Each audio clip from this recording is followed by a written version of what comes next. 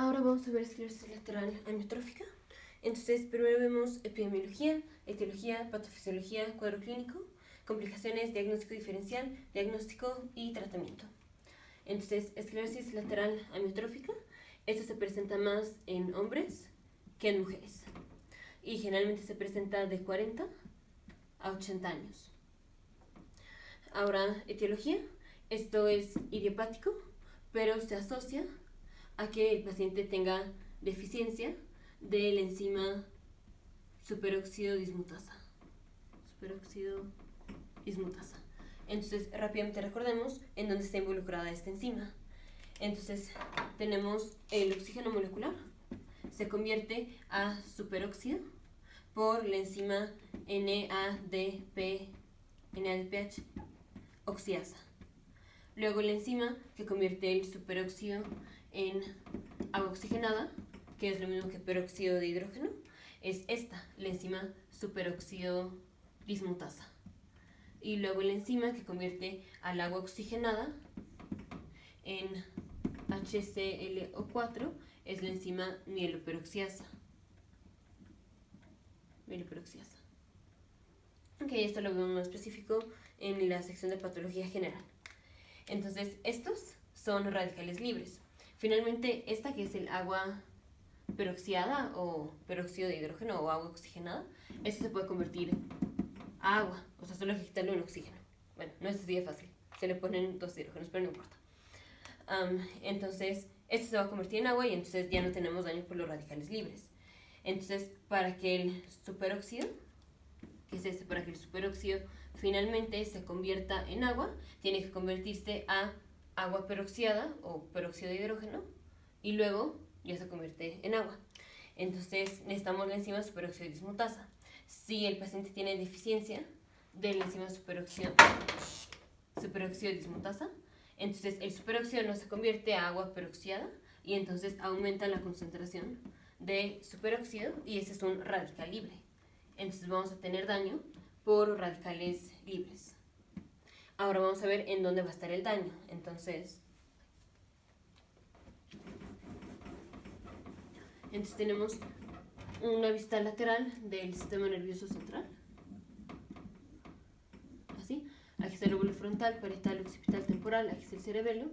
Aquí está el puente. Esto es la médula espinal.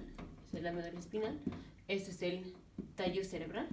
Ahora, rápidamente recordemos que es el cráneo. Es que ahorita no lo tengo. Es el cráneo.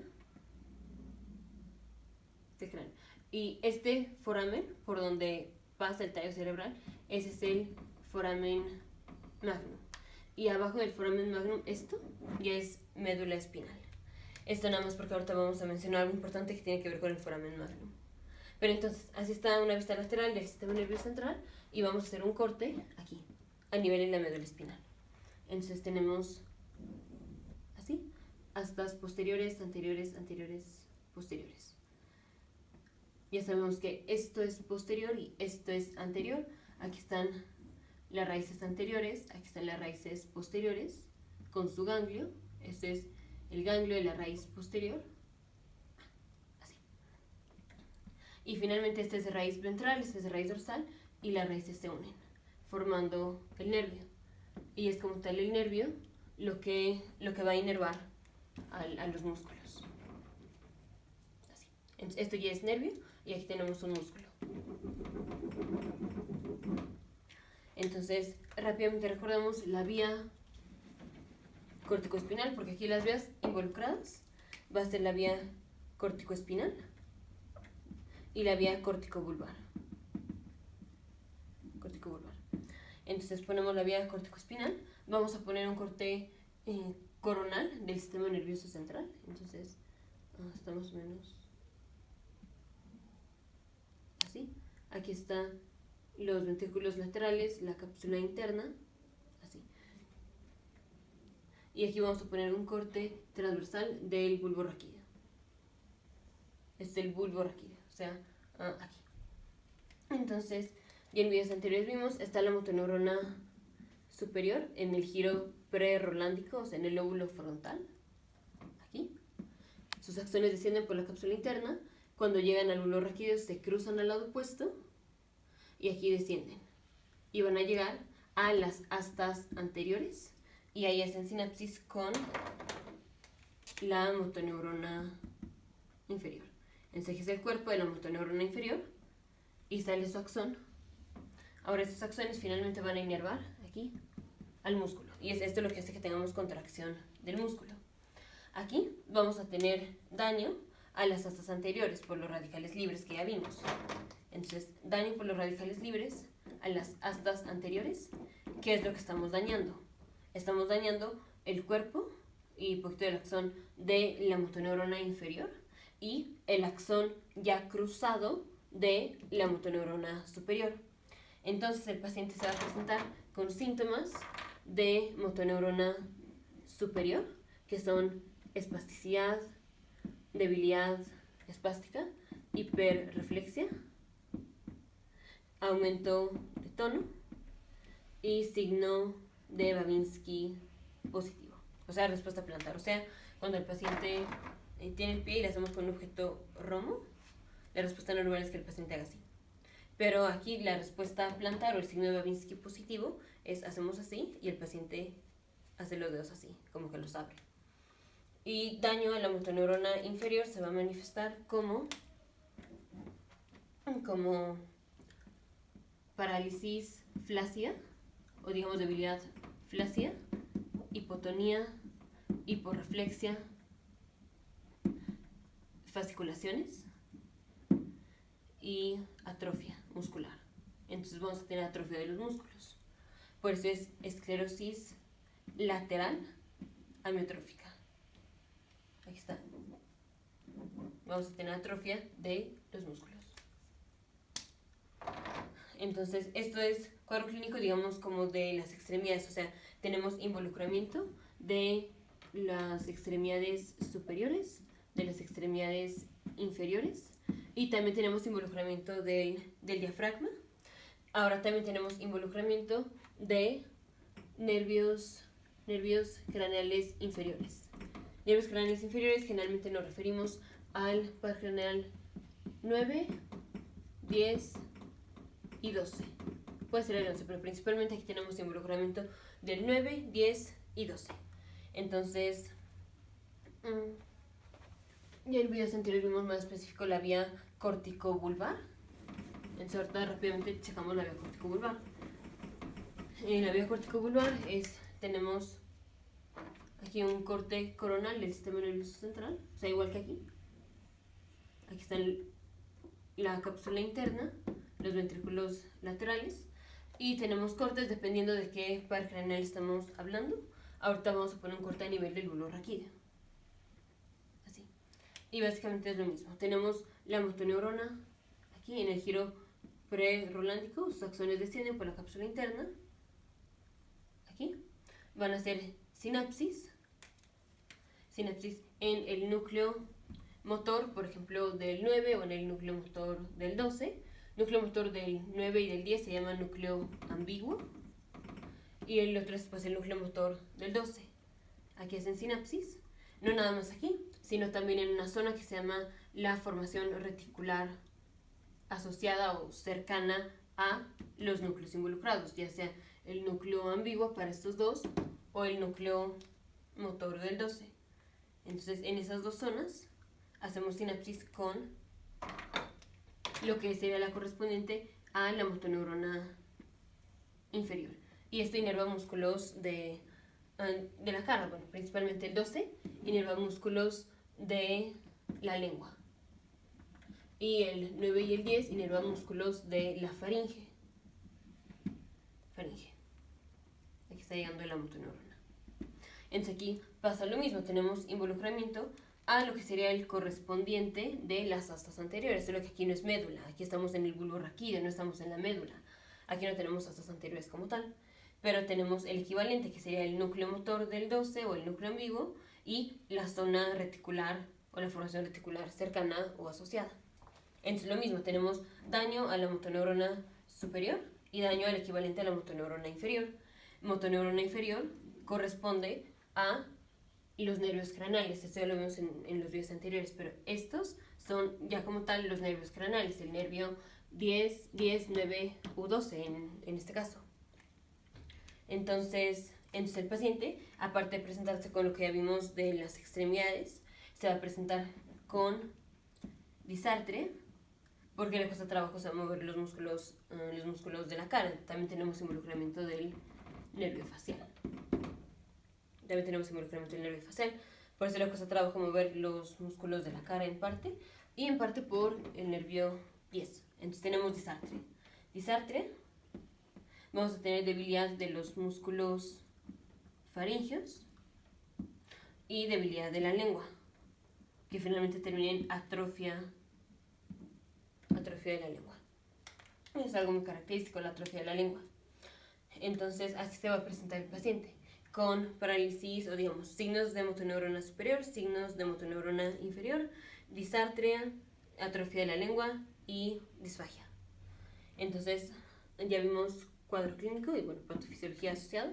Ahora complicaciones. Entonces las complicaciones son si el paciente tiene disfagia, por ejemplo, entonces al paciente le cuesta trabajo tragar. Entonces, por ejemplo, no puede tragar la saliva. Y si no traga la saliva, o sea, se queda con la saliva y eso hace que el paciente o tiene más riesgo de broncoaspirar o de aspirar la saliva. También, como tenemos involucramiento de los músculos respiratorios, el paciente puede tener tos, pero leve. Bueno, tos leve, weak, como débil. Y ya en videos anteriores vimos que la tos es pues un mecanismo de defensa. Entonces, tos debilitada, y esto pues va a empeorar el cuadro respiratorio. Y lo último y lo más temido es que ya tengamos disfunción de los músculos respiratorios, principalmente pues el diafragma, a tal grado que, o sea, que el paciente ya no puede mover el diafragma. Tenemos que aplanar el diafragma para meter aire. Si el paciente ya no puede aplanar el diafragma, que es contraer el diafragma, ya no va a poder meter aire. Y esto puede terminar en la muerte. Y la otra es como, o sea, tenemos debilitado los músculos de la faringe, o tenemos debilidad de reflejo de toser. Entonces esto contribuye a que el paciente tenga riesgo de una neumonía. Ya sea una neumonía por aspiración o una neumonía nada más porque pues no puede toser. Entonces neumonía. Y esa es la causa más común de muerte, la neumonía. Pero pues esta también es una complicación. Entonces podemos llamar complicación la neumonía, la disfagia, la tos y finalmente parálisis del diafragma. Ahora también vamos a tener pues debilidad y finalmente parálisis de todas las extremidades, ya sea parálisis espástica o parálisis flácida, pero vamos a tener parálisis de las extremidades. Entonces el paciente pues, finalmente no se va a poder mover.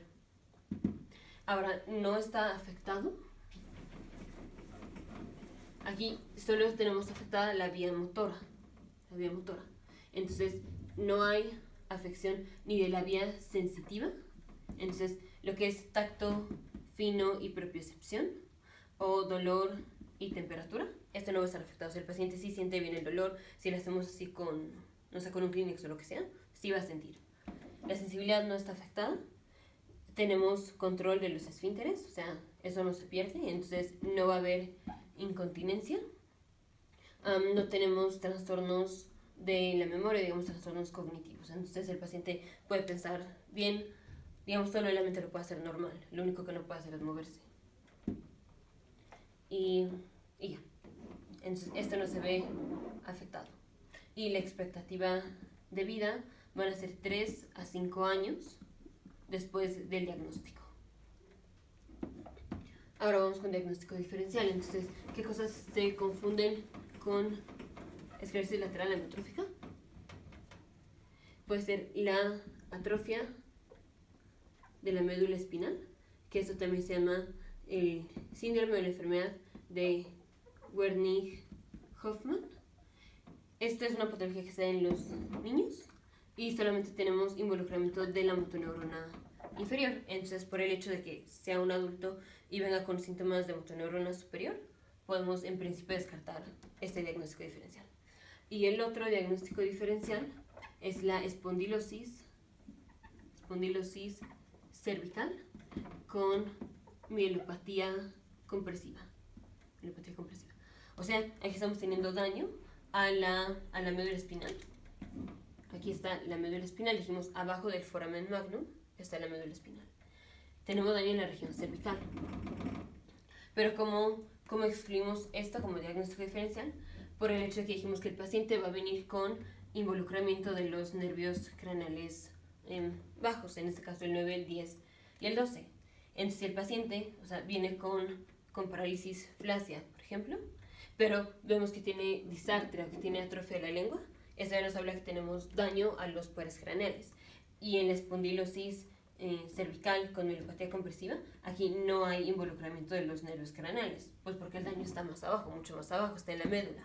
Y los nervios pues nacen del cráneo, los nervios craneales. Entonces, si viene con síntomas de involucramiento de la vía córtico-vulvar, o sea, la vía córtico-vulvar, entonces excluimos la espondilosis cervical con mielopatía compresiva, porque en esta no hay involucramiento de pares craneales. Es de diagnóstico diferencial. Ahora, ¿cómo hacemos diagnóstico? Entonces, la prueba más acertada es con una electromiografía, en donde vamos a ver como excitación, o digamos contracción, pero difusa del músculo.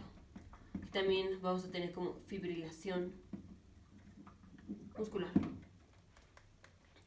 Y el otro estudio que hacemos es, podemos hacer una resonancia magnética o una tomografía computarizada, más que nada para descartar enfermedades compresivas, como es por ejemplo la espondilosis cervical con mielopatía compresiva. Entonces esto es más que nada para descartar el diagnóstico diferencial, principalmente pensando en esto, para ver que no tengamos una causa reversible que no esté dando los síntomas del paciente. En la resonancia magnética o en la tomografía computarizada no vamos a encontrar datos, porque el daño es en las astas anteriores. Eso no lo vamos a ver en resonancia magnética. Y también en estudios de líquido cefalorraquídeo tampoco vamos a encontrar nada. Entonces, esto es más que nada para el diagnóstico diferencial. Para excluirlo. Y tratamiento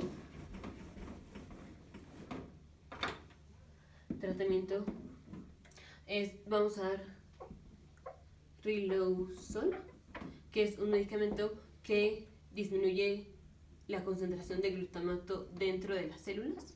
Rápidamente recordemos que teníamos daño por los radicales libres a la motoneurona superior y motoneurona inferior. Y cuando tenemos daño a las neuronas, se acumula el glutamato. El glutamato, recordemos, es un neurotransmisor excitatorio. Entonces, esto hace que tengamos daño o más daño a las neuronas que el simple hecho de por los radicales libres.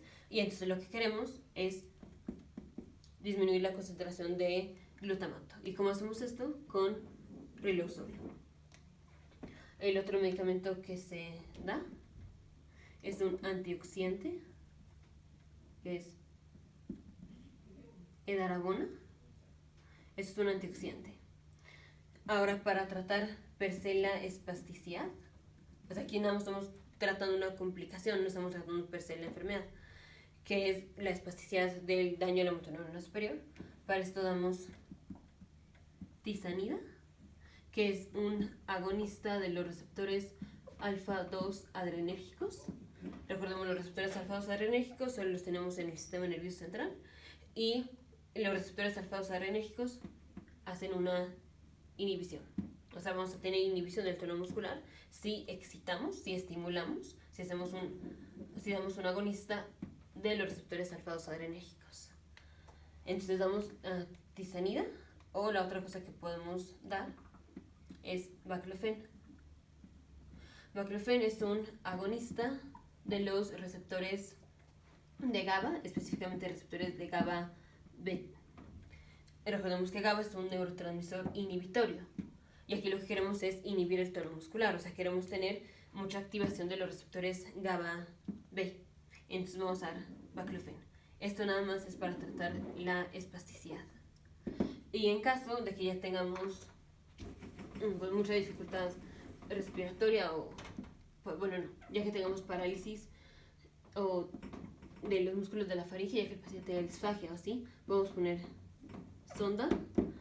En caso de estrés respiratorio, o sea, ya parálisis del diafragma, vamos a poner presión positiva de la vía aérea, el CPAP o el BiPAP. También se puede hacer cricostomía. Pero esto ya pues, en casos severos de involucramiento al diafragma.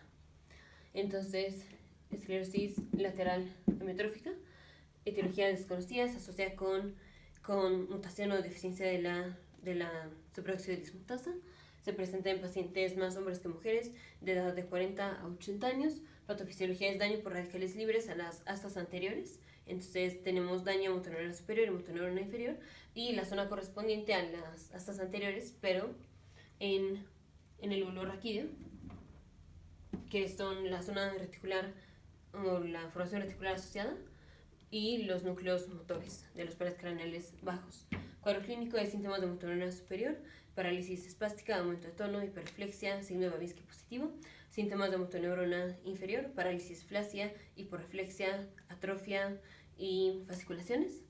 Más involucramientos, eso es involucramiento de la vía corticoespinal, involucramiento de la vía corticobulbar, es parálisis de el 12, el 9 y el 10, que va a ser principalmente disfagia, entonces no van a tragar la saliva, tienen riesgo de aspiración, disartria y van a tener atrofia de la lengua. Cuadro clínico ya, complicaciones, la neumonía por aspiración, o bueno, la aspiración, parálisis de músculo del diafragma, que esto termina finalmente en estrés respiratorio. La causa más común de muerte es la neumonía. Diagnóstico diferencial, la enfermedad de Wernicke-Hoffmann, que es en niños y nada más es involucramiento de la motoneurona inferior. Y el otro es la espondilosis cervical con mielopatía compresiva. Diagnóstico con electromiografía. A veces podemos encontrar aumentada la creatinina fosfoquinasa, pero el diagnóstico más acertado es la electromiografía. Ahora también hacemos otras cosas para descartar los diagnósticos diferenciales, como es la tomografía computarizada o la resonancia magnética, y no vamos a encontrar nada en líquido cefalorraquídeo. Y tratamiento es riluzol, que disminuye la toxicidad por glutamato, antioxidantes como edarabona, y para tratar la espasticidad damos tizanida, que es un agonista de los receptores alfa-adrenérgicos, alfa-2, y baclofen, que es un agonista de los receptores GABA-B. Ahora, la mnemotecnia para acordarnos que esclerosis lateral amiotrófica se trata con riluzol. Es esclerosis lateral amiotrófica en Estados Unidos. También se llama enfermedad de Lou Gehrig. Entonces aquí tenemos Lou Gehrig con riluzol. Esa es la mnemotecnia. Y en United Kingdom, en Reino Unido, esclerosis lateral amiotrófica se llama enfermedad de motoneurona, porque básicamente tenemos involucramiento de motoneurona superior y motoneurona inferior. Nos vemos en el siguiente video, futuros médicos, científicos e ingenieros.